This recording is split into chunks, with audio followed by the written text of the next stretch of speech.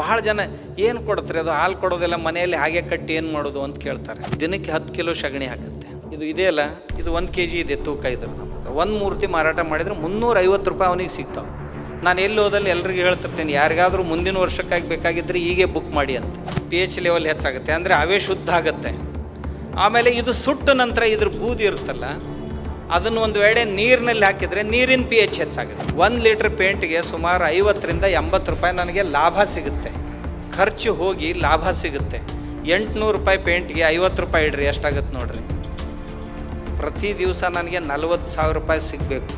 ಈಗ ಒಂದು 15 ದಿವಸ ಆಗಿಲ್ಲ, ಇನ್ನು 30ನೇ ತಾರೀಕಿಗೆ ನಮ್ಮ ಸಂಘದ ಹಿರಿಯರ, ರಾಷ್ಟ್ರೀಯ ಸ್ವಯಂ ಸೇವಕ ಸಂಘದ ಎಲ್ಲ ಹಿರಿಯರು ಬಂದಿದ್ದರು, ಅವರೇ ಉದ್ಘಾಟನೆ ಮಾಡಿದರು. ಸಗಣಿಯನ್ನೇ ನೀರಲ್ಲಿ ಕಲಸಿ ಆ ನೀರನ್ನು ಬಳಸ್ತೀವಿ. ಅದರಿಂದ ಒಂದು ಪೇಂಟು, ಬೇಸಿಕ್ ಪೇಂಟ್ ಆಗುತ್ತೆ. ಅದರಲ್ಲೇ ಸ್ಟಿನ್ನರ್ ಬೇರೆ ಬೇರೆ ಕಲರ್ಗಳನ್ನ ಹಾಕಿದರೆ ಬೇಕಾದಂಥ ಕಲರ್ ತಯಾರಾಗುತ್ತೆ. ದಂತ ಮಂಜನ ತಯಾರಾಗುತ್ತೆ. ಅಳಗಾಡ್ತಿರುವಂಥ ಹಲ್ಲುಗಳ ಸಹಿತ ಗಟ್ಟಿ ಆಗ್ತಾವೆ, ಅಷ್ಟು ಕ್ಯಾಲ್ಸಿಯಂ ಸಿಗುತ್ತೆ. ಅದರಲ್ಲಿ ಬೂದಿ ಏನು ಬರ್ತಲ್ಲ, ಆ ಬೂದಿಯನ್ನು 1000 ಡಿಗ್ರಿ ಟೆಂಪ್ರೇಚರ್ನಲ್ಲಿ ಮರಳಿ ಸುಟ್ಟರೆ ಸಿಲಿಕಾನ್ ಸಿಗುತ್ತೆ. ಆ ಸಿಲಿಕಾನ್ 1,50,000 ರೂಪಾಯಿ kg ಇದೆ. ನಾವು ಅಗ್ನಿಹೋತ್ರ ಮಾಡ್ರಿ ಅಂತ ಹೇಳಿದೀವಿ, ಸ್ವಾಮಿಗಳೇನು ಹೇಳ್ತಾರೆ ಅಂದರು. ಅವ್ರು ಜಪಾನ್ದವರು ಅಗ್ನಿಹೋತ್ರ ಕಿಟ್ಟು ಪುಸ್ತಕ ಸಹಿತ ತೊಗೊಂಡು ಬಂದರು. ದೊಡ್ಡ ವಿಜ್ಞಾನ ಇದೆ, ಅದು ಮಾಡಲೇಬೇಕು. ಶಂಖದಲ್ಲಿ ಬಂದದ್ದೇ ತೀರ್ಥ ಅಂತಾರಲ್ಲ, ಹಾಗೋಗಿ ಹೊರಗೆ ಹೋಗ್ಯಾರು ಬರಬೇಕು, ಇರಲಿಲ್ಲ ಅಂದ್ರೆ ವಿಜ್ಞಾನಿಗಳ ಬಾಯಾಗಿಂದಾರ ಬರಬೇಕು. ನಾವು ಮನೆಯಲ್ಲಿ ಒಳಗೆ ಪ್ರವೇಶ ಮಾಡಿದ ನಂತರ ತಕ್ಷಣ ಎದ್ದು ನಿಲ್ಲಬೇಕು. ಎದ್ದು ನಿಂತು ಕಿವಿ ನಿಗರಿಸ್ಬೇಕು. ಕಿವಿ ನಿವರಿಸಿ ಬಾಲ ಸ್ವಲ್ಪ ಮೇಲೆ ಎತ್ತಬೇಕು. ಅಂದರೆ ಈ ಮಾಲಕನ ಮೇಲೆ ಹಸುವಿಗೆ ತುಂಬ ಪ್ರೀತಿ ಇದೆ ಅಂತ ಅರ್ಥ. ಅಂದರೆ ರಾಷ್ಟ್ರ ಉಳಿಸ್ಬೇಕಾಗಿತ್ತು ಅಂದರೆ ಹಸುಗಳು ಉಳಿಬೇಕು, ರಾಷ್ಟ್ರ ಬೆಳೆಸಬೇಕಾಗಿತ್ತು ಅಂದರೆ ಹಸುಗಳು ಬೆಳಿಬೇಕು.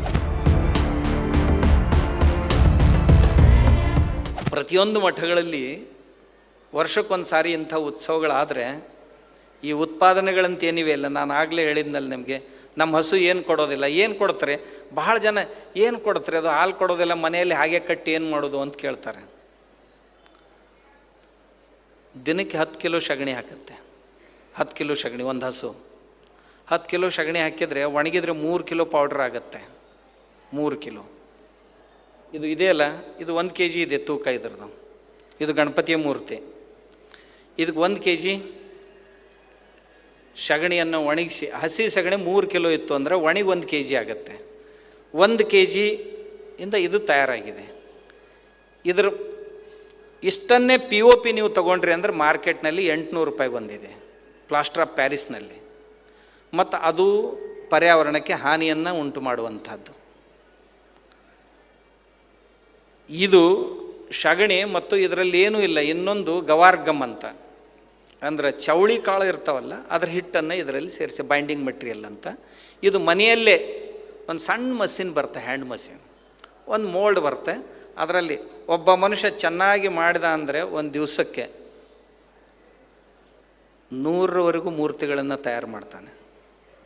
ಒಂದು ಹಳ್ಳಿಯಲ್ಲಿ ಒಂದು ಸಣ್ಣ ಉದ್ಯೋಗ ನೀವು ಹಾಕಿದರೆ ಒಂದು 100 ಮೂರ್ತಿಗಳನ್ನು ಒಬ್ಬ ಮನುಷ್ಯ ತಯಾರು ಮಾಡ್ತಾನೆ ಒಂದು ದಿವಸಕ್ಕೆ. ಎಕ್ಸ್ಪರ್ಟ್ ಆದ ನಂತರ ಆರಂಭದಲ್ಲಿ 25 ಆಗ್ತವೆ, 30 ಆಗ್ತವೆ. ಇದರ ಖರ್ಚು ಎಷ್ಟು ಗೊತ್ತಾ? 1 kg ಸಗಣಿಗೆ 10 ರೂಪಾಯಿ. ಒಂದಿಷ್ಟು ಆ ಹಿಟ್ಟು ಹಾಕ್ತೀವಿ, ಚೌಳಿ ಹಿಟ್ಟು, ಅದೆಷ್ಟು. ಒಂದೊಂದಷ್ಟು ಕಲರ್ ಏನಾದರೂ ಕಲರ್ ಮಾಡಿದರೆ ಹೀಗಾಗುತ್ತೆ. ನೀವು ಈಗೂ ಮಾಡ್ಬೋದು ಕಲರು. ಇದು ಅಲ್ಲದೆ ಇನ್ನೊಂದು, ನಮ್ಮ ಇಲ್ಲಿ ಹೊರಗಡೆ ಇದ್ದಾರಲ್ಲ ನಮ್ಮ ರೈತರು, ಅವರು ಅದಾವು, ನಮ್ಮ ಅದಾವು ಇವೆಲ್ಲ. ಇದು ನೋಡಿ, ಹೀಗೂ ಮಾಡಲಿಕ್ಕಾಗತ್ತೆ. ಕಲರ್ ಮಾಡಿದರೆ ಈ ಮುಂದೆ ದೀಪಗಳನ್ನು ಇಟ್ಟಿದ್ದೇವೆ ನೋಡಿ, ಹೀಗೆ ಇವು ದೀಪಗಳಿವೆ, ಇವೆಲ್ಲ. ಇದು ನೋಡಿ, ಇಂಥ ತುಂಬ ಸ್ವಾಮೀಜಿಯವ್ರ ಕೈಯಲ್ಲಿದೆ. ಇದು ನೋಡಿ, ಈ ದೀಪಗಳಿವು. ಒಂದು ದೀಪ ತಯಾರಾಗೋದಕ್ಕೆ ಒಂದು 20 ಪೈಸೆ ಖರ್ಚು ಬರುತ್ತೆ. ಆ ದೀಪ 5 ರೂಪಾಯಿಗೆ ಮಾರಾಟ ಆಗುತ್ತೆ. ನಮ್ಮ ಹಸು ಏನು ಕೊಡಬೇಡ, ಇನ್ನು ಏನು ಕೊಡಬೇಕು ಹೇಳಿ? ಮನುಷ್ಯನ ಅಪೇಕ್ಷೆ ಏನಿರಬೇಡ. ಅದರಿಂದ ಒಂದು ಹಸು ಇಂಥ 3 ಗಣಪತಿಗಳನ್ನು ದಿವಸಕ್ಕೆ ತಯಾರು ಮಾಡುವಷ್ಟು ಸಗಣಿಯನ್ನು ಕೊಡುತ್ತೆ. ಈ ಮೂರ್ತಿಯನ್ನು ನಾವು ಈ ವರ್ಷ ಒಂದು 10,000 ಮೂರ್ತಿಗಳನ್ನು ಮಾರಾಟ ಮಾಡ್ತೀವಿ. ನಮ್ಮ ಒಂದು 5,000, ಹೊರಗಿನವ್ರು ಒಂದು 5,000.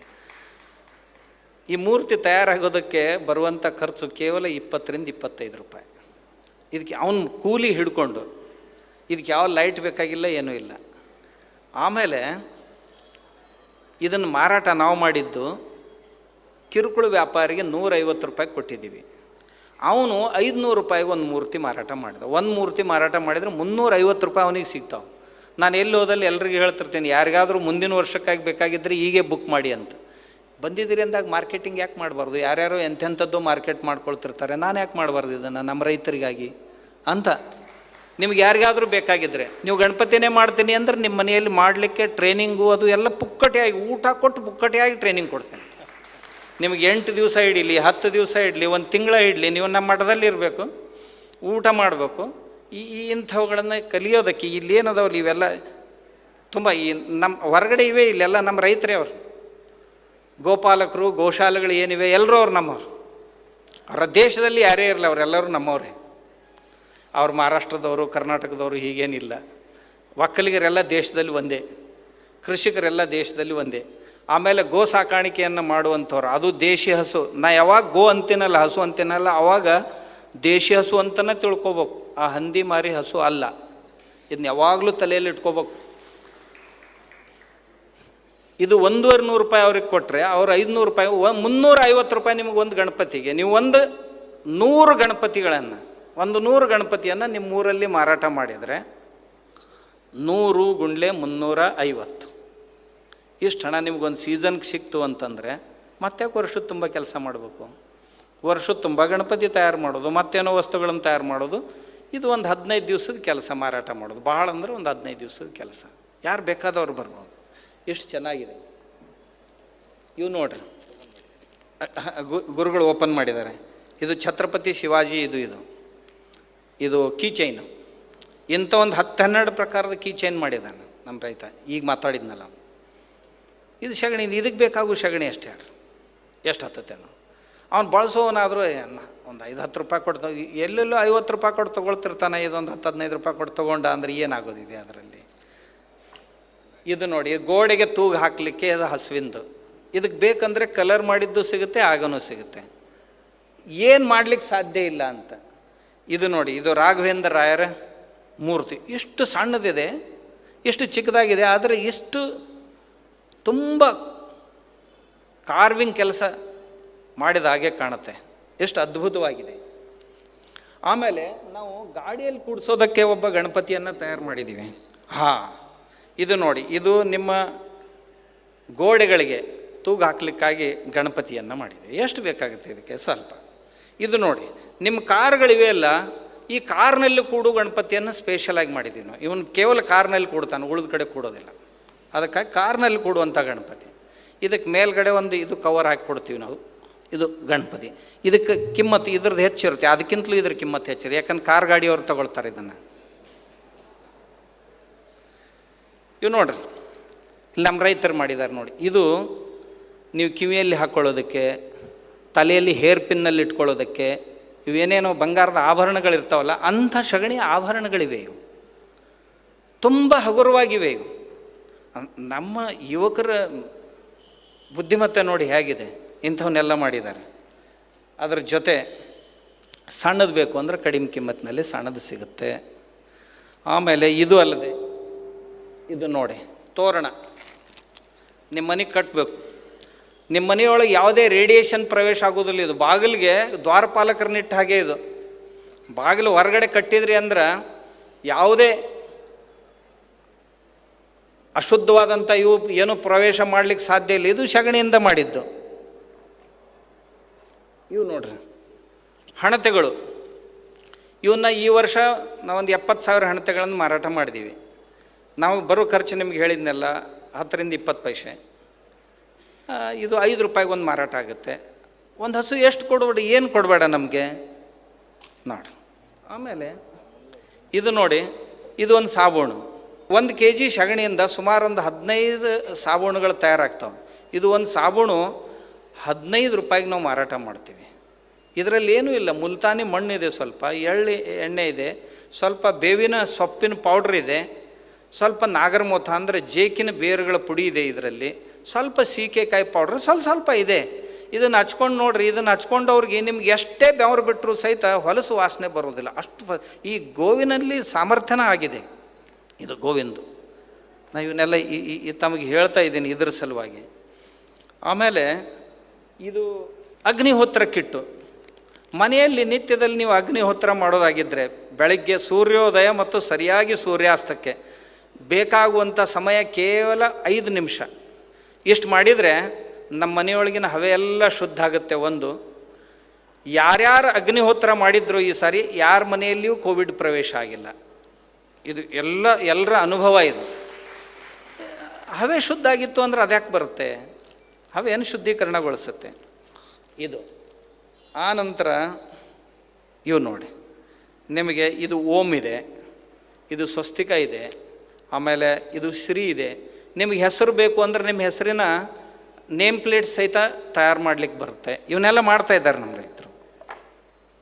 ಇದು ನೋಡಿ ಸ್ವಾಮೀಜಿಯವರು ಕೊಟ್ಟರು. ಇವು ಧೂಪ ಬತ್ತಿ. ಇವುಗಳನ್ನು ನಾವು ಗೋವಿನ ಸಗಣಿಯಿಂದ ತಯಾರು ಮಾಡಿದರೆ ಮನೆಯಲ್ಲಿರುವಂಥ ಹವೆ ಏನಿದೆಯಲ್ಲ ಅದರ pH ಲೆವೆಲ್ ಹೆಚ್ಚಾಗುತ್ತೆ. pH ಲೆವೆಲ್ ಹೆಚ್ಚಾಗುತ್ತೆ ಅಂದರೆ ಹವೆ ಶುದ್ಧ ಆಗುತ್ತೆ.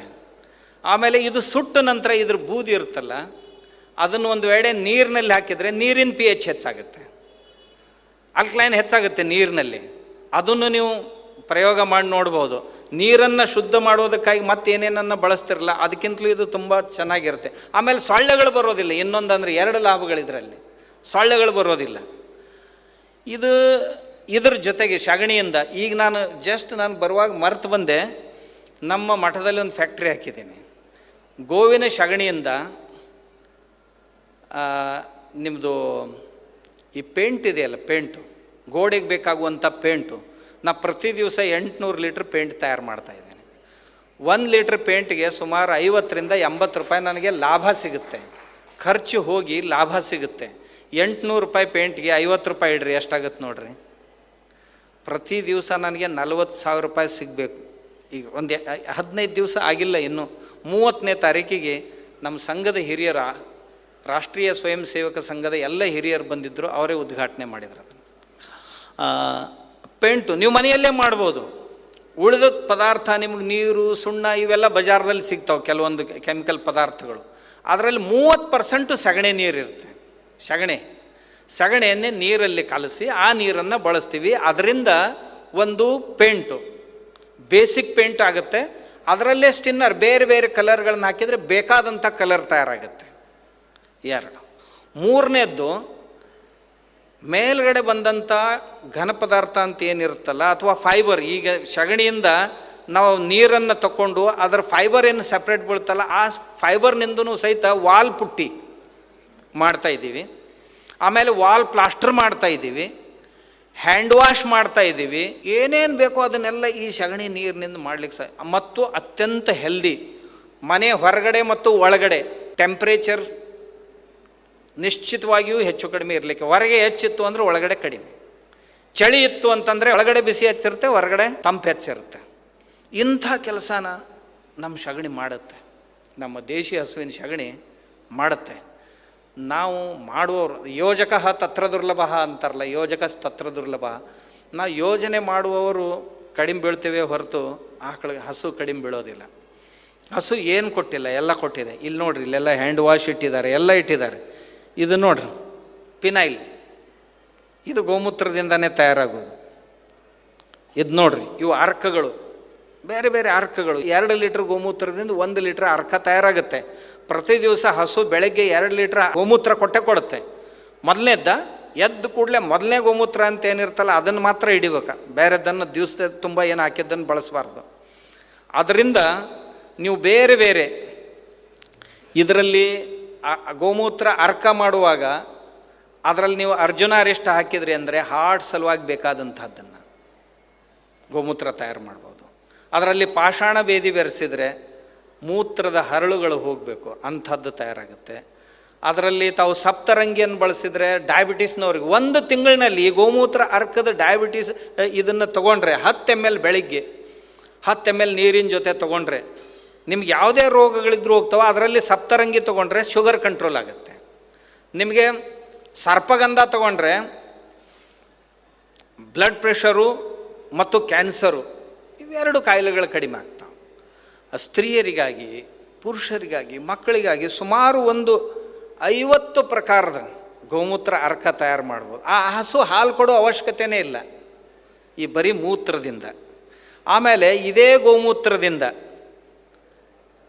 ಶಾಂಪೂ ತಲೆ ನೀವು ಮಾರ್ಕೆಟ್ನೊಳಗೆ ಏನೇನು ಶಾಂಪೂ ತೊಗೊಳ್ತಿರಲ್ಲ, ಆ ಎಲ್ಲ ಶಾಂಪುಗಳಿಗಿಂತಲೂ ಬೆಸ್ಟ್ ಶಾಂಪು ಅಂದರೆ ಇದು ಗೋಮೂತ್ರ, ಅದು ಗೋಮಯದ ರಸದಿಂದ ತಯಾರಾದಂಥ ಶಾಂಪು.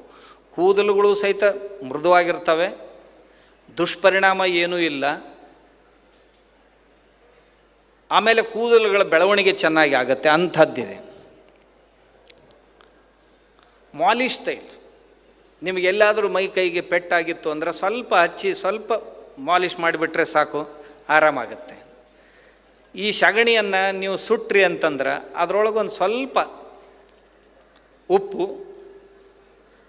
ಸ್ವಲ್ಪ ಈ ಪಟಿಕ ಇವುಗಳನ್ನು ಹಾಕಿದರೆ ದಂತ ಮಂಜನ ತಯಾರಾಗುತ್ತೆ. ಅಳಗಾಡ್ತಿರುವಂಥ ಹಲ್ಲುಗಳ ಸಹಿತ ಗಟ್ಟಿ ಆಗ್ತಾವೆ, ಅಷ್ಟು ಕ್ಯಾಲ್ಸಿಯಂ ಸಿಗುತ್ತೆ ಅದರಿಂದ. ಆಮೇಲೆ ಬೆರಣಿಗಳನ್ನು ಸುಟ್ಟರೆ, ಸುಟ್ಟ ಬೆರಣಿಯಿಂದ ಬೂದಿ ಏನು ಬರ್ತಲ್ಲ, ಆ ಬೂದಿಯನ್ನು 1000 ಡಿಗ್ರಿ ಟೆಂಪ್ರೇಚರ್ನಲ್ಲಿ ಮರಳಿ ಸುಟ್ಟರೆ ಸಿಲಿಕಾನ್ ಸಿಗುತ್ತೆ. ಆ ಸಿಲಿಕಾನ್ 1,50,000 ರೂಪಾಯಿ ಕೆ ಜಿ ಇದೆ.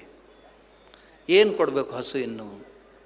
ಅಷ್ಟೇ ಅಲ್ಲ, ಈ ಬೂದಿ ಏನಿದೆಯಲ್ಲ, ಬರೀ ಸುಟ್ಟಂಥ ಬೂದಿ, ಈ ಬೂದಿಯನ್ನು ಗೋಮೂತ್ರದಲ್ಲಿ ಸೇರಿಸಿ ಒಂದಿಷ್ಟು ಸಮಯ ಇಟ್ಟು ಆಮೇಲೆ ನೀರಿನಲ್ಲಿ ಹಾಕಿ ಬೆಳಗ್ಗೆ ಸ್ಪ್ರೇ ಮಾಡಿದರೆ, ನಾನು ಲ್ಯಾಬ್ರೇಟ್ರಿಗೆ ತೊಗೊಂಡೋಗಿ ಟೆಸ್ಟ್ ಮಾಡಿಸಿದ್ದೀನಿ, NPK 3 ಇವೆ ಅದರಲ್ಲಿ. 3 ಇವೆ NPK, ಬೆಳೆಗಳಿಗೆ ಬೇಕಾಗುವಂಥ ಎಲ್ಲ ಘಟಕಗಳು ಅದರಲ್ಲಿವೆ. ಇದು ಸಗಣಿಯಲ್ಲಿದೆ. ಇದೇ ಸಗಣಿಯನ್ನು ಸುಟ್ಟರೆ ಭಸ್ಮ ಮಾಡ್ತೀವಿ, ಅಣಿಗೆ ಹಚ್ಕೊಳ್ಳಿಕ್ಕೆ ಭಸ್ಮ ತಯಾರಾಗುತ್ತೆ. ಇದೇ ಸಗಣಿಯನ್ನು ಸುಟ್ಟು ಕರಿ ಬೂದಿಯನ್ನು ಮಾಡಿ ಒಂದಿಷ್ಟಿಷ್ಟೇ ಇಟ್ಕೊಂಡು ಪುಡಿ ಕಟ್ಟಿ ಚೀಟಿ ಕಟ್ಟಿ ತಮ್ಮ ಕಿಶೆಯಲ್ಲಿ ಇಟ್ಕೊಳ್ರಿ. ಎಲ್ಲಾದರೂ ಹೊರಗಡೆ ಹೋಗಿದ್ರಿ ಅಂದ್ರೆ ಒಂದು ಗ್ಲಾಸ್ ನೀರಿನಲ್ಲಿ ಒಂದು ಚೀಟಿ ಬಿಚ್ಚಿ ಹಾಕಿಬಿಡ್ರಿ, ಒಂದು 2 ನಿಮಿಷದಲ್ಲಿ ನೀರು ಶುದ್ಧ ಆಗುತ್ತೆ. ನಿಮ್ಮ ಊಟ ಮುಗಿಯೋದ್ರೊಳಗಾಗಿ ನೀರು ಶುದ್ಧ ಆಗುತ್ತೆ, ಕುಡಿದ್ಬಿಡ್ಬೋದು. ಸುಮ್ಮನೆ ಶುದ್ಧ ನೀರು ಹುಡುಕ್ತಾ ಹೋಗೋದ್ರಲ್ಲಿ ಏನು ಅರ್ಥ ಇದೆ? ಇಂಥ ಅದ್ಭುತ ಸಾಮರ್ಥ್ಯ ಉಳ್ಳಂಥ ಒಂದು ಪ್ರಾಣಿ ನಮ್ಮ ಹಸು. ಅದನ್ನು ನಾವು ಜನರಿಂದ ದೂರ ಸರಿಸಿಬಿಟ್ವಿ, ಮನೆಯಿಂದ ದೂರ ಸರಿಸಿಬಿಟ್ವಿ. ದೂರ ಸರಿಸಿ ಔಷಧಗಳನ್ನು ಹುಡುಕು, ಅದನ್ನು ಹುಡುಕು, ಇದನ್ನು ಹುಡುಕು. ಏನು ಹುಡುಕಿದ್ರೆ ಏನು ಬರೋದು? ಮತ್ತು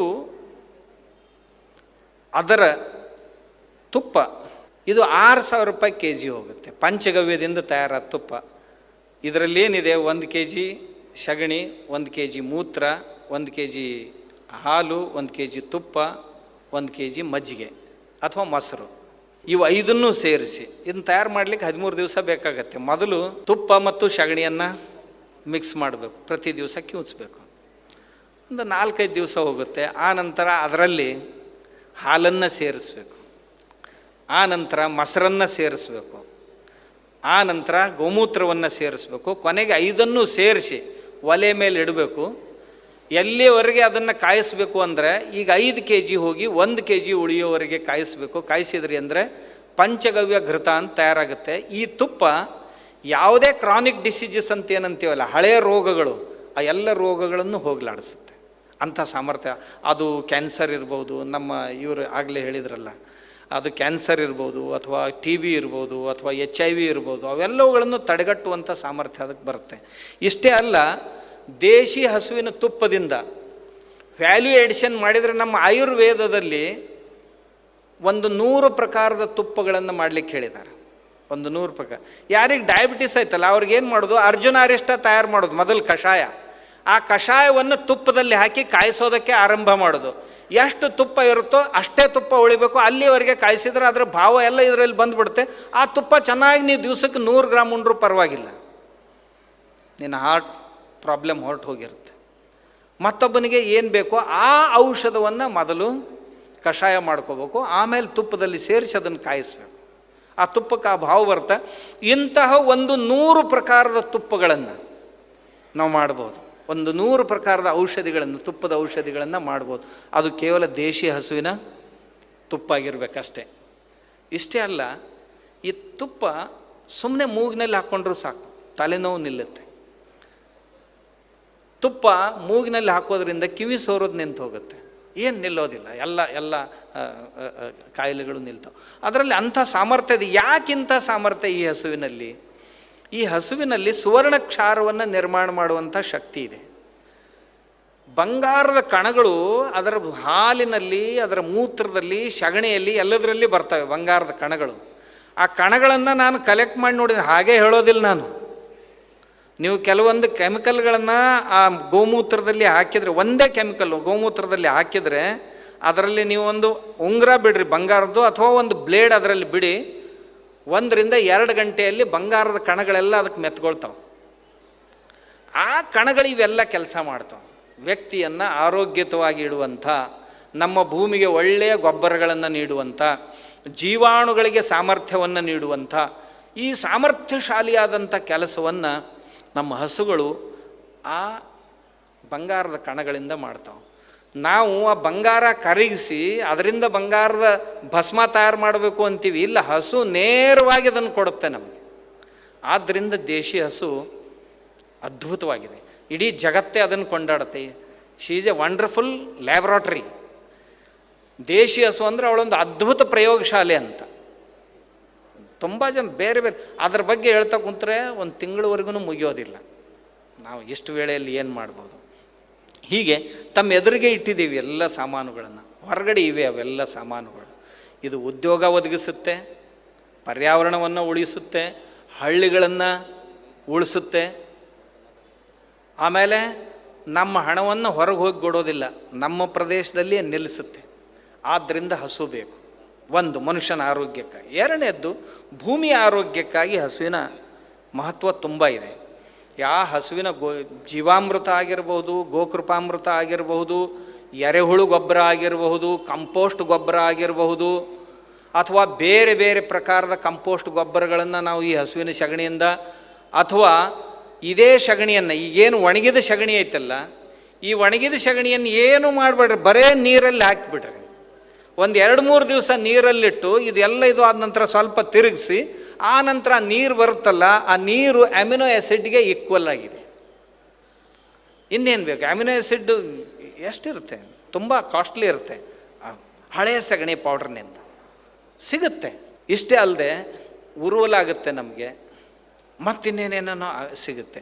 ನಮ್ಮ ಭೂಮಿಗೆ ಏನು ಜೀವಾಣುಗಳ ಬ್ಯಾಂಕು ಅಂತೇನು ಬೇಕಾಗುತ್ತಲ್ಲ ಭೂಮಿಯ ಗರ್ಭದಲ್ಲಿ, ಆ ಎಲ್ಲವನ್ನು ಗೋವಿನ ಸಗಣಿಯಲ್ಲಿ ಕೇವಲ 1 ಪ್ರಕಾರದ ಜೀವಾಣುಗಳಲ್ಲ, ಸಾವಿರ ಪ್ರಕಾರದ ಜೀವಾಣುಗಳನ್ನು ನಿರ್ಮಾಣ ಮಾಡುವಂಥ ಕ್ಷಮತೆ ಈ ದೇಶಿ ಹಸುವಿಗಿದೆ. ಅಂದರೆ ಬೆಳೆಗೆ ಬೇಕಾಗುವಂಥ ನೈಟ್ರೋಜನ್ ಕೊಡುವಂಥವು ಕೆಲವೊಂದು ಜೀವಾಣುಗಳು, ಪೊಟ್ಯಾಷ್ ಕೊಡುವಂಥ ಜೀವಾಣುಗಳು, ಇನ್ನು ಮತ್ತೇನೇನೋ ಕೊಡುವಂಥ ಜೀವಾಣುಗಳು ಎಲ್ಲ ಅದರಲ್ಲಿವೆ. ಆದ್ದರಿಂದ ಅದಕ್ಕೆ ಪರಿಪೂರ್ಣ ಅಂತ ಕರ್ಕೊಂಡು ಬಂದಿದ್ದಾರೆ. ಬೇರೆ ಬೇರೆ ರೋಗಗಳಿಗಾಗಿ ರೋಗ ನಿರೋಧಕ ಶಕ್ತಿಯನ್ನು ಕೊಡುವಂಥ ಸಾಮರ್ಥ್ಯ ಆ ಗೋವಿನ ಹಸುವಿನಲ್ಲಿದೆ, ಆ ಹಸುವಿನ ಸಗಣಿಯಲ್ಲಿದೆ, ಮೂತ್ರದಲ್ಲಿದೆ. ಆದ್ದರಿಂದ ಬೇರೆ ಬೇರೆ ಪ್ರಯೋಗಗಳನ್ನು ನೀವು ಮಾಡಬಹುದು. ಅದರ ಜೊತೆಗೆ ಈ ಗೋಮೂತ್ರ ಗೋಮಯದ ಜೊತೆಗೆ ಬೇರೆ ಬೇರೆ 100 ಪ್ರಯೋಗಗಳನ್ನು ಮಾಡ್ಬೋದು. ನಾನು ಯಾವ್ಯಾವ ಹಣ್ಣುಗಳನ್ನು ಜನರು ಬಳಸೋದಿಲ್ಲ, ತಿನ್ನೋದಿಲ್ವೋ ಅವುಗಳನ್ನೆಲ್ಲ ಗೋಮೂತ್ರದಲ್ಲಿ ನೆನೆ ಹಾಕ್ತೀನಿ. ಒಂದಿಷ್ಟು ನೀರು, ಒಂದಿಷ್ಟು ಗೋಮೂತ್ರ, ಒಂದಿಷ್ಟು ಮಜ್ಜಿಗೆ. ಯಾರ್ಯಾರು ಜನ ತಿನ್ನೋದಿಲ್ಲ ಅಂತಾರಲ್ಲ ಅವನ್ನೆಲ್ಲ ಅದರಲ್ಲಿ ಹಾಕೋದು, ಸ್ವಲ್ಪ ಬೆಲ್ಲ ಹಾಕೋದು, ಹಾಕಿ ಒಂದು 8 ದಿವಸ ಕಳಿಸೋದು. ಆಮೇಲೆ ಒಂದೊಂದೇ ಬೆಳಗ್ಗೆ ನಾನು ಸ್ಪ್ರೇ ಮಾಡಿ ನೋಡಿದ್ದೇನೆ, ಅದರ ಪರಿಣಾಮ ಅದ್ಭುತ ಸಿಗುತ್ತೆ. ತಮಗೆ ಬೇರೆ ಬೇರೆ ಪರಿಣಾಮಗಳು ನಮಗೆ ಸಿಗ್ತವೆ ಇಂಥ ತುಂಬ ಪ್ರಕಾರದ ಹಣ್ಣುಗಳಿಂದ. ಆಮೇಲೆ ಇದರಲ್ಲಿ ಇದೇ ಗೋಮೂತ್ರದಲ್ಲಿ ಕಳೆನಾಶಕ. ಈ ಭಾಳ ಜನರಿಗೆ ದೊಡ್ಡ ಸಮಸ್ಯೆ ಅಂದರೆ ಈ ಕಳೆಯನ್ನು ಹೇಗೆ ತೆಗೆದು ಹಾಕೋದು ಹೊಲದಿಂದ ಅಂತ. ಯಾವ್ಯಾವ ಕಳೆಗಳು ನಾವು ಕತ್ತರಿಸಿದ್ರು ಮತ್ತೆ ಮತ್ತೆ ಬರ್ತಾವೆ, ಅವನ್ನೆಲ್ಲ ತೊಗೊಂಡು ಗೋಮೂತ್ರದಲ್ಲಿ ನೆನೆ ಹಾಕ್ಬೇಕು. ಹಾಕಿ ಆ ನಂತರ ಸ್ವಲ್ಪ ಕುದಿಸ್ಬೇಕು. ಅದನ್ನೇ ನೀರಿನಲ್ಲಿ ಹಾಕಿ ಆಗಲಿ ಅಥವಾ ನೇರವಾಗಿಯೇ ಅದನ್ನು ಸೋಸಿ ಸ್ಪ್ರೇ ಮಾಡಿದರೆ ಕಳೆಯನ್ನು ಕೊಲ್ಲುತ್ತೆ. ಸ್ವಲ್ಪ ಅದರಲ್ಲಿ ವಿಣಿಗಾರನ್ನು ಬಳಸಿದರೆ ಇನ್ನೂ ಚೆನ್ನಾಗಿ ಪರಿಣಾಮ ಕೊಡುತ್ತೆ. ಈ ಕಾಂಗ್ರೆಸ್ ಏನಾದರೂ ಹೋಗೋದಿಲ್ವಲ್ಲ, ಕಾಂಗ್ರೆಸ್ 2-3 ಗಂಟೆಯಲ್ಲಿ ಒಣಗಿ ಹೋಗುತ್ತೆ. ಅಂಥ ಸಾಮರ್ಥ್ಯ ಇದರಲ್ಲಿದೆ. ಆದ್ದರಿಂದ ನಾವು ಹಸುಗಳನ್ನು ಸಾಕಬೇಕು, ನಮ್ಮ ಊರನ್ನು ಉಳಿಸ್ಬೇಕು, ನಮ್ಮ ಮಕ್ಕಳನ್ನು ಉಳಿಸ್ಬೇಕು, ನಮ್ಮ ಮನೆ ಉಳಿಬೇಕು. ಅದು ಅಲ್ಲ, ನಾವು ಜೀವಂತಿದ್ದಾಗ ಇಷ್ಟೆಲ್ಲ ಕೊಡುತ್ತೆ ಹಸು. ಹಸು ಸತ್ತು ಅಂದರೆ ಆ ಹಸುವನ್ನು ನೀವೊಂದು ಟ್ಯಾಂಕ್ನಲ್ಲಿಟ್ಟು, ಕರು ಇತ್ತು ಅಂದ್ರೆ ಒಂದು ಬ್ಯಾರಲ್ನಲ್ಲಿ ಹಾಕಿ, ಅಷ್ಟೇ ತೂಕದ ಸಗಣಿ, ಅಷ್ಟೇ ತೂಕದ ಮಜ್ಜಿಗೆ, ಅಷ್ಟೇ ತೂಕದ ಗೋಮೂತ್ರ ಇವನ್ನ ಹಾಕಿ ಮುಚ್ಚಿಟ್ಬಿಡ್ರಿ. ಆ ನಂತರ ವಾಸನೆ ಬಂತು ಅಂದರೆ ಬೇಕು ಅಂದರೆ ಜೀವಾಮೃತ ಹಾಕ್ರಿ, ಇರದೇ ಇದ್ದರೆ ಈ ಡೈಜಿನ್ ಟ್ಯಾಬ್ಲೆಟ್ಸ್ ಅದರೊಳಗೆ ಹಾಕ್ರಿ. ಒಂದು 2-3 ತಿಂಗಳು ಹಾಗೆ ಇಟ್ರಿ ಅಂದ್ರೆ ಆ ನಂತರ ನಿಮಗೇನು ದ್ರಾವಣ ಸಿಗುತ್ತಲ್ಲ ಅಂಥ ಗ್ರೋತ್ ಪ್ರಮೋಟರು ಅಥವಾ ಅಂತಹ NPK ಕೊಡುವಂಥ ಗೊಬ್ಬರ ಮತ್ತೆಲ್ಲಿ ಮಾರ್ಕೆಟ್ನಲ್ಲಿ ಸಿಗೋದಿಲ್ಲ. ಅದು ನೀವು ಮನಸ್ಸು ಮಾಡಿದರೆ ಈಗ ಅದ್ರ ಈಕ್ವಲೆಂಟ್ ಯಾವುದಾದ್ರೂ ಲಿಕ್ವಿಡ್ ಫರ್ಟಿಲೈಸರು ಅಥವಾ ಗ್ರೋತ್ ಪ್ರಮೋಟರ್ ತರೋದಾಗಿತ್ತು ಒಂದು ₹1000 ಲೀಟ್ರದೊಳಗೆ ಸಿಗೋದಿಲ್ಲ. ಇದು ನಿಮಗೆ 1000 ಅಥವಾ 1500 ಲೀಟ್ರಿಗಿಂತಲೂ ಹೆಚ್ಚು ಸಿಗುತ್ತೆ. ಇಂಟು 500 ಮಾಡಿರಿ, 1000 ಬಿಟ್ಬಿಡ್ರಿ, ಎಷ್ಟು ಸಿಗುತ್ತೆ ನೋಡ್ರಿ. ಮತ್ತು ಬೆಳೆಗಳಿಗೆ ಪ್ರಯೋಗ ಮಾಡಿ ನೋಡ್ರಿ. ನೀವು ಇಲ್ಲಿ ಎದುರಿಗೆ ಕೂತಿದ್ದಾರೆ ಅವರೆಲ್ಲ ಪ್ರಯೋಗ ಮಾಡಿದವರು, ನಮ್ಮ ಆರ್ಗ್ಯಾನಿಕ್ ಮಿಷನ್ ಅಧ್ಯಕ್ಷ ಆನಂದ್ಜಿ. ಇದ್ರ ಮೇಲೆ ಇನ್ನೊಂದು ಪ್ರಯೋಗ ಮಾಡಿದ್ದಾರೆ. ಏನು? ಇದು ನ್ಯಾನೋ ಟೆಕ್ನಾಲಜಿ ಅಳವಡಿಸಿ ಒಂದು ಹಸುವಿನ,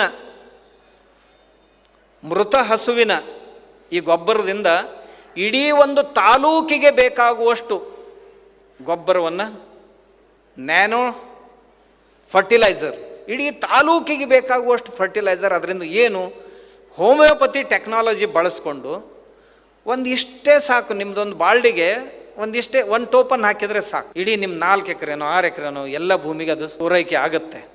ಅದನ್ನು ದೊಡ್ಡ ಪ್ರಯೋಗ ಮಾಡಿದ್ದಾರೆ. ಅದರ ವಾಸನೆ ತೆಗೆದು ಹಾಕಿದ್ದಾರೆ, ಅದರ ಕಲರ್ ತೆಗೆದು ಹಾಕಿದ್ದಾರೆ, ದೊಡ್ಡ ಪ್ರಯೋಗ ಮಾಡಿದ್ದಾರೆ. ಇಲ್ಲಿ ನಮ್ಮ ಈ ಶಿವಮೊಗ್ಗದ ಸಾವಯವ ಪರಿವಾರದವರು ಭಾಳ ದೊಡ್ಡ ಪ್ರಯೋಗ ಮಾಡಿದ್ದಾರೆ. ಅದು ನಾವು ಮನಸ್ಸು ಮಾಡಿದರೆ ಇಡೀ ದೇಶಕ್ಕೆ ಕೊಡ್ಬೋದು. ಅಂತಹ ಸಾಮರ್ಥ್ಯ ಈ ಗೋವಿನ ಸಗಣಿಯಲ್ಲಿದೆ. ಅದನ್ನು ಹೇಗರ್ತರ ನಮ್ಮ ಗುರುಗಳು ಗೊತ್ತಿಲ್ಲ, ಈಶಪ್ರಿಯ ಶ್ರೀಗಳು ಇದನ್ನು ಜನರಿಗೆ ತಿಳಿಸ್ಕೊಡ್ಬೇಕು. ಈ ಹಸುವಿನ ಮಹತ್ವವನ್ನು ಜನರಿಗೆ ತಿಳಿಯುವಂತೆ ಮಾಡಬೇಕು. ಮತ್ತೊಮ್ಮೆ ಜನರನ್ನು ವಿಮುಖರಾದಂಥ, ಹಸುವಿನಿಂದ ವಿಮುಖರಾದಂಥ ಜನರನ್ನು ಹಸುವಿನ ಕಡೆ ಮರಳಿಸಬೇಕು. ಅಥವಾ ಮನೆಯಿಂದ ಹೊರಗೆ ಹೋಗಿರುವಂಥ ಹಸು ಏನಿದೆಯಲ್ಲ ಅದನ್ನು ಮರಳಿ ಮನೆಗೆ ತರಬೇಕು. ನಾವು ಕಸಾಯಿಖಾನೆಗಳನ್ನು ಬಂದ್ ಮಾಡೋದ್ರಿಂದ ಹಸುಗಳು ಬದುಕೋದಿಲ್ಲ. ಹಸುಗಳು ಬದುಕಬೇಕು. ಗೋಶಾಲೆಗಳು ಹೆಚ್ಚಾಗೋದ್ರಿಂದ ಹಸು ಬದುಕೋದಿಲ್ಲ. ರೈತನ ಮನೆಯಲ್ಲಿ ಹಸುಗಳನ್ನು ಕಟ್ಟೋದ್ರಿಂದ ಯಾವ ಹಸುವಿಗೂ ಏನೂ ಆಗೋದಿಲ್ಲ. ಮುಖ್ಯವಾಗಿ ಹಸು ಹೋಗಬೇಕಾದದ್ದು ರೈತನ ಮನೆಗೆ. ರೈತ ಮಾಡಲಿಲ್ಲ ಅಂದರೆ ಗೋಶಾಲೆಯವರು ಮಾಡಬೇಕು. ಗೋಶಾಲೆಯವರು ಬೇರೆ ಬೇರೆ ಪ್ರಯೋಗಗಳನ್ನು ಮಾಡ. ಗೋಶಾಲೆಯವರು ಸ್ವಾವಲಂಬಿ ಆಗಬೇಕಾಗಿತ್ತು ಅಂದರೆ ಗೋಶಾಲೆಯವ್ರಿಗೆ ಇದೊಂದು ಮಾಡೆಲ್ಲು. ಇದ್ರ ಜೊತೆ ಇನ್ನೂ ಇದೆ, ನಾನು ಹೇಳ್ತೀನಿ. ಗೋಶಾಲೆಯವರು ಸ್ವಾವಲಂಬಿ ಆಗಬೇಕಾಗಿತ್ತು ಅಂದರೆ ಈ ಸಗಣಿಯಿಂದ ಈ ಫಾಲ್ ಸೀಲಿಂಗಾಗಿ ಪ್ಯಾರಿಸ್ ಪ್ಲೇಟ್ಗಳನ್ನು ತಯಾರು ಮಾಡ್ತಾರೆ 2x2. ಅವು ಸಗಣಿಯಿಂದ ಆ ಪ್ಲೇಟ್ಗಳನ್ನು ತಯಾರು ಮಾಡಲಿಕ್ಕಾಗತ್ತೆ. ನಾನು ಮಾಡ್ತೀನಿ, ಇನ್ನೊಂದು ತಿಂಗಳು 2 ತಿಂಗಳಲ್ಲಿ ಆ ಪ್ರಯೋಗನೂ ಮಾಡಿ ಯಶಸ್ವಿ ಮಾಡ್ತೀನಿ. ಮಾಡಿದ ನಂತರ ಈ ಫಾಲ್ ಸೀಲಿಂಗ್, ಯಾಕಂದರೆ ಅದು ಉಷ್ಣತೆಯನ್ನು ಹೀರ್ಕೊಳ್ಳೋದಿಲ್ಲ, ಉಷ್ಣತೆಯನ್ನು ರಿಫ್ಲೆಕ್ಟ್ ಮಾಡುತ್ತೆ ಗೋವಿನ ಸಗಣಿ. ನಿಮ್ಮ ಮನೆಯಲ್ಲಿ ನೋಡ್ರಿ, ಬೇಸಿಗೆಯಲ್ಲಿ ಮನೆ ಎದುರುಗಡೆ ಸಗಣಿಯಿಂದ ಸಾರಿಸಿದ್ರಿ ಅಂದರೆ ಮಧ್ಯಾಹ್ನದ ಸಮಯದಲ್ಲಿಯೂ ಸಹಿತ ನಿಮ್ಮ ಕಾಲಿಗೆ ಬಿಸಿ ತಟ್ಟೋದಿಲ್ಲ. ಯಾಕೆಂದರೆ ಸೂರ್ಯಕಿರಣಗಳನ್ನ ರಿಫ್ಲೆಕ್ಟ್ ಮಾಡುತ್ತೆ ಇದು ಸಗಣಿ. ಆ ಪ್ಲೇಟ್ಗಳನ್ನು ನಾವು ತಂದೀವಿ ಮಾರ್ಕೆಟ್ನಲ್ಲಿ ಅಂತಂದರೆ ನಿಮ್ಮ ಗೋಶಾಲೆ ಬರೀ ಈ ಸಗಣಿ ಪ್ಲೇಟ್ಗಳ ಮೇಲೆ ನಡೆಯುತ್ತೆ. ಈ ಗೋಶಾಲೆಯವ್ರಿಗೆ ಬೇಕಾದ ಮನೆಯವರೆಲ್ಲರೂ, ನೀವು ಹೆಂಚಿನ ಮನೆ ಇರಲಿ, RCC ಮನೆ ಇರಲಿ, ಕೆಳಗೆ ಇವು ಪ್ಲೇಟ್ ಇರದೇ ಇದ್ದರೆ ಆ ಮನೆಯಲ್ಲಿ ಇರಲಿಕ್ಕೆ ಸಾಧ್ಯ ಇಲ್ಲ. ಅಷ್ಟು ಬಿಸಿಲು ಹೆಚ್ಚಾಗೋದಿದೆ ಬರುವ ಕಾಲದಲ್ಲಿ. ಬರುವ ದಿನಮಾನಗಳಲ್ಲಿ ಉಷ್ಣತೆ ಸಿಕ್ಕಾಪಟ್ಟೆ ಹೆಚ್ಚಾಗೋದಿದೆ, ಚಳಿ ಸಿಕ್ಕಾಪಟ್ಟೆ ಹೆಚ್ಚಾಗ್ತಾ ಇದೆ, ಆಮೇಲೆ ಮಳೆನೂ ಸಿಕ್ಕಾಪಟ್ಟೆ ಹೆಚ್ಚಾಗ್ತಾಯಿದೆ. ಈ ವರ್ಷ ಏನು ಬಿತ್ತಲ್ಲ ಇದಕ್ಕಿಂತಲೂ ಹೆಚ್ಚು ಮಳೆ ಬೀಳುತ್ತೆ. 2033 ಸಮಯಕ್ಕೆ 3 ತಿಂಗಳಿನಲ್ಲಿ ಬೀಳಬೇಕಾದಂಥ ಮಳೆ ಕೇವಲ 3 ದಿನಗಳಲ್ಲಿ ಬೀಳುತ್ತೆ. ಈ ಪರ್ಯಾವರಣ ತಜ್ಞರು ಹೇಳಿದಂಥ ಮಾತಿದು, ವಿಜ್ಞಾನಿಗಳು ಹೇಳಿದಂಥ. ನಾವು ಹೇಳಿದೀವಿ ಅಂದ್ರೆ ಆ ಸ್ವಾಮಿಗೆ ಏನು ತಿಳಿತೈತಿ ಅಂತೀರಿ. ವಿಜ್ಞಾನಿಗಳು ಹೇಳ್ಯಾರಂದ್ರೆ ಎಲ್ಲ ಕೂಡೆ ಸಂಗ್ರಹ ಮಾಡ್ಕೊಂಡು ಮನೆಗೆ ತೊಗೊಂಡು ಹೋಗ್ತೀರಿ. ಹಾಳಾದ್ರೆ ಚಿಂತಿಲ್ಲ, ಅವ್ರು ಹೇಳಿದ್ದನ್ನು ತೊಗೊಂಡು ಹೋಗ್ತೀರಿ. ನಾವು ಹೇಳಿದ ಸ್ವಾಮಿಗಳು ಹೇಳ್ತಾರೆ, ಅವ್ರ ಮಠದಲ್ಲಿ ಇರ್ತಾರೆ, ಅವ್ರಿಗೇನು ಗೊತ್ತಾಗುತ್ತೆ. ನಾವು ಅಗ್ನಿಹೋತ್ರ ಮಾಡಿರಿ ಅಂತ ಹೇಳಿದೀವಿ, ಸ್ವಾಮಿಗಳೇನು ಹೇಳ್ತಾರೆ ಅಂದರು. ಅವ್ರು ಜಪಾನ್ದವರು ಅಗ್ನಿಹೋತ್ರ ಕಿಟ್ಟು ಪುಸ್ತಕ ಸಹಿತ ತೊಗೊಂಡು ಬಂದರು. ದೊಡ್ಡ ವಿಜ್ಞಾನ ಇದೆ, ಅದು ಮಾಡಲೇಬೇಕು. ಶಂಖದಲ್ಲಿ ಬಂದದ್ದೇ ತೀರ್ಥ ಅಂತಾರಲ್ಲ, ಹಾಗೋಗಿ ಹೊರಗೆ ಹೋಗ್ಯಾರು ಬರಬೇಕು, ಇರಲಿಲ್ಲ ಅಂದ್ರೆ ವಿಜ್ಞಾನಿಗಳ ಬಾಯಾಗಿಂದಾರ ಬರಬೇಕು, ಅಂದ್ರನ ಅದು ತೀರ್ಥ ಆಗ್ತೈತೆ. ನಮ್ಮ ಜನರಿಗೆ ಹುಚ್ಚುತನ ಇದು, ನಮ್ಮ ಜನರದ್ದು ಹುಚ್ಚುತನ. ತಾವೇ ಪ್ರಯೋಗ ಮಾಡಿ, ತಾವೇ ಬಳಸಿ, ತಾವೇ ಅನುಭವಿಸಬೇಕು ಅಂಥ ದೊಡ್ಡ ಸಾಮರ್ಥ್ಯ ನಮ್ಮ ಈ ಭೂಮಿಯನ್ನು ರಕ್ಷಿಸುವಂಥ ಸಾಮರ್ಥ್ಯ. ಭೂಮಿಯಲ್ಲಿ ಏನೂ ಉಳಿದಿಲ್ಲ. 0.2% ಸಾಯಿಲ್ ಕಾರ್ಬನ್ ಉಳಿದಿದೆ. ಎಲ್ಲಿ 3% ಇತ್ತೋ 4% ಇತ್ತೋ ಅಲ್ಲಿ 0.2% ಇದೆ. ಇನ್ನೇನು ಭೂಮಿ ಉಳಿಯುತ್ತೆ? ಇನ್ನೇನು ಭೂಮಿ ಬೆಳೆದು ಕೊಡುತ್ತೆ? ನಮಗೆ ವಿಷಾನೇ ಕೊಡುತ್ತೆ, ಮತ್ತೇನು ಅದರ ಹೊಟ್ಟೆಯಲ್ಲಿರೋದು ವಿಷಾನೇ, ಏನು ಕೊಡೋದು ವಿಷಾನೇ. ಅದಕ್ಕೆ ಈ ಹಸುಗಳನ್ನು ಕುರಿತು ಆಂದೋಲನ ಆರಂಭ ಆಗಬೇಕು ಮನೆಗಳಲ್ಲಿ. ನಮ್ಮ ಮನೆಗಾಗಿ ಒಂದು ಹಸು ತಂದು ಕಟ್ಟಲೇಬೇಕು ಅಂತ, ಒಂದು ಹಸುವನ್ನು ನಾನು ಮನೆಗಾಗಿ ತಂದು ಕಟ್ಟಬೇಕು ಅನ್ನುವಂಥ ಅಭಿಯಾನ ಆರಂಭ ಆಗಬೇಕು. ಈಗ ಆರಂಭ ಆಗಿದೆ, ತರ್ತಾ ಇದ್ದಾರೆ ಜನ. ಎಂಥದ್ದಾದರೂ ಸಾಕು ಒಂದು ಹಸು ಮನೆಯಲ್ಲಿ ಇರಲಿ ಅಂತ. ಅದು ಮನೆಯಲ್ಲಿತ್ತು ಅಂತಂದರೆ ನೋಡ್ತಾವೆ ಮನೆಯಲ್ಲಿ. ಬರೀ ಭಾಳ ಜನ ಏನು ತಿಳ್ಕೊಂಡ್ರೆ ಮನೆಯಲ್ಲಿ ಹಸು ಕಟ್ಟಿದರೆ ಸಾಕು ನಾನು ಗೋಪಾಲಕ ಆದೆ ಅಂತ. ಹಾಗಾಗೋದಿಲ್ಲ. ಮನೆಯಲ್ಲಿ ಹಸುವನ್ನು ತಂದು ಗೂಟಕ್ಕೆ ಕಟ್ಟಿದ್ರೆ ಮಾತ್ರಕ್ಕೆ ಗೋಪಾಲಕ ಆಗೋದಿಲ್ಲ. ಆ ಹಸುವನ್ನು ಪ್ರೀತಿಸಬೇಕು, ಮನೆಯ ಸದಸ್ಯನಂತೆ. ಹಸುವಿನ ಮೇಲೆ ಒಂದು ಸ್ವಲ್ಪ ಕೈ ಆಡಿಸ್ಬೇಕು, ಹಸುವಿಗೆ ತಿನ್ನಲಿಕ್ಕೆ ಹಾಕಬೇಕು, ಕುಡಿಲಿಕ್ಕೆ ನೀರು ಕೊಡಬೇಕು. ಹಸು ನಮ್ಮನ್ನು ಪ್ರೀತಿಸಲಿಕ್ಕೆ ಆರಂಭ ಆಗುತ್ತೆ. ನಾವು ಮನೆಯಲ್ಲಿ ಒಳಗೆ ಪ್ರವೇಶ ಮಾಡಿದ ನಂತರ ತಕ್ಷಣ ಎದ್ದು ನಿಲ್ಲಬೇಕು. ಎದ್ದು ನಿಂತು ಕಿವಿ ನಿಗರಿಸ್ಬೇಕು, ಕಿವಿ ನಿವರಿಸಿ ಬಾಲ ಸ್ವಲ್ಪ ಮೇಲೆ ಎತ್ತಬೇಕು. ಅಂದರೆ ಈ ಮಾಲಕನ ಮೇಲೆ ಹಸುವಿಗೆ ತುಂಬ ಪ್ರೀತಿ ಇದೆ ಅಂತ ಅರ್ಥ. ಇವ ಹೊರಗಿಂದ ಬರೋದ್ರೊಳಗಾಗಿ 2 ಕಾಲು ಹಿಂದಕ್ಕೆ ಸರಿಸಿ ಮುಂದಿನ ಕಾಲು ಹಿಂದಕ್ಕೆ ತಗೊಂಡು ಯಾವಾಗ ಬಂದಾನು ಯಾವಾಗ ಇವನು ಎತ್ತಿ ಒಗಿಲಿ, ಮತ್ತು ಹಿಂದಿನಿಂದ ಹೋಗ್ತಿದ್ದ ಅಂದ್ರೆ ಒಂದೇ ಕಾಲಲ್ಲ 2 ಕಾಲಲ್ಲೇ ಯಾವಾಗ ಜಾಡಿಸಿ ಒದಿಲಿ ಅಂತ ಅಂತಿತ್ತಂದ್ರೆ ತಿಳ್ಕೊಬೇಕು ಈ ಆಕಳಿಗೆ ಈ ಮನೆಯಾಗಿರೋ ಇಚ್ಛಾ ಇಲ್ಲ. ಯಾಕಂದ್ರೆ ಈ ಮನೆ ಮನುಷ್ಯ ನಾಲಾಯಕಿದ್ದಾನೆ. ಈ ಹಸುವನ್ನು ಇಡಲಿಕ್ಕೆ ಯೋಗ್ಯನಾದಂಥ ಮನುಷ್ಯ ಅಲ್ಲ ಅಂತ ತಿಳ್ಕೊಂಡ್ರೆ. ಎಂಥದ್ದೇ ಹಸು ಇದ್ದರೂ ಸಹಿತ ಪ್ರೀತಿ ಮಾಡಿದರೆ ನಿಮಗೆ ಬರ್ರಿ, ಬೇಕಂದ್ರೆ ತೋರಿಸ್ತೀನಿ ನಾನು ನಮ್ಮ ಕೊಟ್ಟಿಗೆಯಲ್ಲಿ. ಎಷ್ಟೇ ಹಸುಗಳಿರಲಿ ನಮಗೆ ರೆಸ್ಪೆಕ್ಟ್ ಕೊಡ್ತಾವೆ. ಆ ಮನೆಯಲ್ಲಿ ಸಂತೋಷ ತುಂಬಿರುತ್ತೆ. ನಾನು ಹೇಳೋ ತಾತ್ಪರ್ಯ ಏನು, ಮನೆಯಲ್ಲಿ ಆನಂದ ತುಂಬಿರುತ್ತೆ. ಅಂಥದ್ದು ಈ ಹಸುವಿನ ಸ್ವಭಾವ. ನಮ್ಮ ದೇಶವನ್ನು ಉಳಿಸ್ಬೇಕಾಗಿದ್ರೆ ಒಳ್ಳೆಯ ಅನ್ನ ಬೇಕು. ಒಳ್ಳೆಯ ಅನ್ನ ಬೇಕಾಗಿತ್ತು ಅಂದರೆ ಭೂಮಿ ಒಳ್ಳೆಯದಾಗಬೇಕು. ಭೂಮಿ ಒಳ್ಳೆಯದಾಗಿರ್ಬೇಕಾಗಿತ್ತು ಅಂದರೆ ಭೂಮಿಗೆ ಗೊಬ್ಬರ ಮತ್ತು ಪೆಸ್ಟಿಸೈಡ್ಸ್ ಇವು ಒಳ್ಳೆಯವು ಇರಬೇಕು, ವಿಷಪೂರಿತ ಆಗಿರಬಾರ್ದು. ಅವನ್ನೆಲ್ಲ ಕೊಡೋದು ಯಾರು ಅಂದರೆ ನಮ್ಮ ಹಸು ಕೊಡುತ್ತೆ. ಆದ್ದರಿಂದ ರಾಷ್ಟ್ರ ಉಳಿಸ್ಬೇಕಾಗಿತ್ತು ಅಂದರೆ ಹಸುಗಳು ಉಳಿಬೇಕು. ರಾಷ್ಟ್ರ ಬೆಳೆಸಬೇಕಾಗಿತ್ತು ಅಂದರೆ ಹಸುಗಳು ಬೆಳಿಬೇಕು. ರಾಷ್ಟ್ರ ಸುಖಿ ಆಗಬೇಕಾಗಿತ್ತು ಅಂದರೆ ಹಸುಗಳು ಸುಖಿ ಆಗಬೇಕು. ಈಗ ರಸ್ತೆಯಲ್ಲಿ ತಿರುಗ್ತಾ ಇವೆ ಅಲ್ಲ, ಇದು ಸುಖಿ ರಾಷ್ಟ್ರದ ಕಲ್ಪನೆ ಅಲ್ಲ. ಹಸುಗಳನ್ನು ಮನೆಯಲ್ಲಿ ಕಟ್ಕೋಬೇಕು. ಅದನ್ನೇ ತರಬೇಕು ಅಂತ ತಿಳ್ಕೊಂಡು ಪರ್ಯಾಯ ಪೀಠದ ಶ್ರೀಗಳು ಇದು ಒಂದು ಉತ್ತಮವಾದಂಥ ಕಾರ್ಯಕ್ರಮವನ್ನು ಹಾಕ್ಕೊಂಡಿದ್ದಾರೆ. ತುಂಬ ಸಂತೋಷ. ಎಲ್ಲ ಮಠದವರು ಇದನ್ನು ಒಂದು ವೇಳೆ ಅನುಕರಣೆ ಮಾಡಿದರೆ, ನಾನು ದೇವರಲ್ಲಿ ಯಾವಾಗಲೂ ಪ್ರಾರ್ಥನೆ ಮಾಡ್ತಿರ್ತೇನೆ, ನಮ್ಮ ಸ್ವಾಮಿಗಳಿಗೆ ದೇವರೇ ಇಷ್ಟೇ ಬುದ್ಧಿ ಕೊಟ್ಟರು ಸಾಕು, ಮತ್ತೇನು ಕೊಡದೇ ಇದ್ದರೂ ನಡೆಯುತ್ತೆ, ಇಷ್ಟು ಕೊಟ್ಟರು ನಮ್ಮ ದೇಶ ಉಳಿಯುತ್ತೆ ಅಂತ. ನಮ್ಮ ಪೂಜ್ಯರು ಎಲ್ಲರೂ ಇದನ್ನು ಒಂದು ಮನಸ್ಸಿನಲ್ಲಿ ತಂದರು ಅಂದರೆ ಈ ದೇಶವನ್ನು ಉಳಿಸ್ಲಿಕ್ಕೆ ಸಾಧ್ಯ. ಇರದೇ ಇದ್ದರೆ ಹಸುಗಳಿಲ್ದಂಥ ನಾಡು ಹೇಗಾಗುತ್ತೆ ಅಂದರೆ, ನನ್ನ ಜೊತೆಗೆ ಬರ್ರಿ, ನಿಮ್ಮನ್ನ ಅಲ್ಲೆಲ್ಲೆಲ್ಲಿ ಕರ್ಕೊಂಡು ಹೋಗಿ ತೋರಿಸ್ಕೊಂಡು ಬರ್ತೇನೆ. ಒಂದು ವೇಳೆ ಈ ಸಾವಯವ ಗೊಬ್ಬರ, ಸಾವಯವ ಮಟೀರಿಯಲ್ ಇಲ್ಲದಂಥ ಪ್ರದೇಶ ಹೇಗಿರುತ್ತೆ ಅನ್ನೋದಕ್ಕೆ ನನ್ನ ಜೊತೆ ಬರ್ರಿ, ನಿಮಗೆ ತೋರಿಸ್ಕೊಂಡು ಬರ್ತೇನೆ. ಅಲ್ಲಿ ಮನುಷ್ಯರಾದಂಥ ಎಲ್ಲ, ಅದಕ್ಕಿಂತಲೂ ಮುಖ್ಯವಾಗಿ ಜೀವ ಸರಪಳಿಯ ಒಂದು ಕೊಂಡಿ ಕಳಚಿ ಹೋಗಬಾರ್ದು ಅನ್ನೋದನ್ನು ನಾವು ಗಮನದಲ್ಲಿಟ್ಕೋಬೇಕು. ಇದೆಲ್ಲ ವಿಷಯವನ್ನು ಗಮನದಲ್ಲಿಟ್ಕೊಂಡು ಪೂಜ್ಯರು ಈ ಗೋಪಾಲಕರು ಮತ್ತು ಸಾವಯವ ಕೃಷಿಕರು ಇವ್ರದ್ದೊಂದು ಪ್ರದರ್ಶನಿಯನ್ನು ಏರ್ಪಡಿಸಿ ಇಷ್ಟೆಲ್ಲ ಮಾಡಲಿಕ್ಕೆ ಬರುತ್ತೆ ಅನ್ನುವಂಥ ಪ್ರೇರಣೆಯನ್ನು ಉಳಿದವ್ರಿಗೆ ಕೊಡಬೇಕು. ಆಮೇಲೆ ಯಾರ್ಯಾರು ಪದಾರ್ಥಗಳನ್ನು ಮಾಡಿದಾರಲ್ಲ ಇವ್ರಿಗೆ ಮಾರುಕಟ್ಟೆ ಒದಗಿಸ್ಕೊಡ್ಬೇಕು. ಎಲ್ಲಕ್ಕಿಂತ ಮುಖ್ಯವಾಗಿ ಏನೇನು ಪ್ಲಾಸ್ಟಿಕ್ ಮಾರ್ಕೆಟ್ನಲ್ಲಿ ಬಂದು ನಮ್ಮ ದೇಶ ಹಾಳು ಮಾಡ್ತಾ ಇದೆಯಲ್ಲ, ಆ ಎಲ್ಲ ಪ್ಲಾಸ್ಟಿಕ್ಗಳಿಗೂ ಸಹಿತ ನಮ್ಮ ಸಗಣಿ ಪರ್ಯಾಯವಾಗಿ ಬರಬೇಕು. ಎಲ್ಲೆಲ್ಲಿ ಪ್ಲಾಸ್ಟಿಕ್ ಇದೆಯಲ್ಲ ಅಲ್ಲಿ ಎಲ್ಲಿ ಸಾಧ್ಯ ಐತೆ ಅಷ್ಟನ್ನಾದರೂ ನಾವು ಸಗಣಿಯಿಂದ ಅದಕ್ಕೆ ವಿಕಲ್ಪವನ್ನು, ಪರ್ಯಾಯವನ್ನು ಒದಗಿಸಿಕೊಡ್ಬೇಕು. ಅದರ ಜೊತೆಗೆ ಭೂಮಿಯನ್ನು ಸಹಿತ ನಾವು ಸಮೃದ್ಧಗೊಳಿಸ್ಲಿಕ್ಕೆ ಸಾಧ್ಯ ಇದೆ. ಈ ಸಗಣಿಯನ್ನು ತೋಯಿಸಿ ನೆನೆಸಿ ಆ ನೀರನ್ನು ತಗೊಂಡು ಲಿಕ್ವಿಡ್ ಫರ್ಟಿಲೈಸರ್ ಮಾಡಿ ಆ ಫೈಬರನ್ನು ಬೇರೆ ಬೇರೆ ಇವಕ್ಕೆಲ್ಲವುಗಳಿಗೆ ಬಳಸ್ಕೊಳ್ಳಿಕ್ಕೆ ಸಾಧ್ಯ ಇದೆ ಅನ್ನೋ ಕಾರಣಕ್ಕಾಗಿ ಈ ಕಾರ್ಯಕ್ರಮವನ್ನು ಆಯೋಜನೆ ಮಾಡಿದ್ದಾರೆ.